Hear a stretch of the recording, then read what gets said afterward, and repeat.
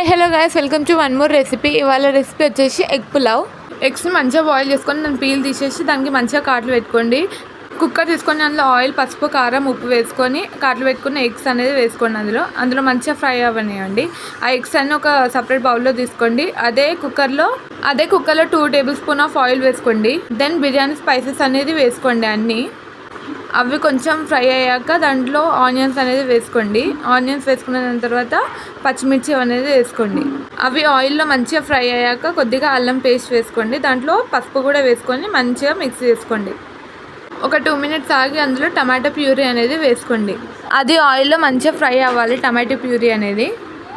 అందులోనే ఉప్పు మీకు తగ్గట్టు కారం అనేది వేసుకోండి.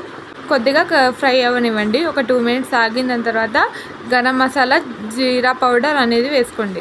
మీ దగ్గర ఉంటే పుదీనా కూడా వేసుకోవచ్చు. నా దగ్గర లేదు కాబట్టి నేను స్కిప్ చేస్తాను. ఒక 2 మినిట్స్ ఆగి మీరు కడుక్కున్న బియ్యం అనేది వేసుకొని, బియ్యం వేసుకున్నాక మసాలా మొత్తం దానికి పట్టేటట్టు మిక్స్ చేసుకోండి. మంచిగా వాటర్ పోసుకొని అందులో ఎగ్స్ అనేది వేసుకోండి. ఎగ్స్ వేసుకున్న తర్వాత విజిల్ అనేది పెట్టేసేయండి. మంచిగా కుక్ అయ్యాక రైస్ దాంట్లో గీ అనేది వేసుకోండి. టేస్ట్ అనేది ఇంకా బాగుంటుంది. కొత్తిమీరతో గార్నిషింగ్ చేసుకోండి. మన ఎమ్మి ఎగ్ పులావ్ రెడీ అయిపోయింది.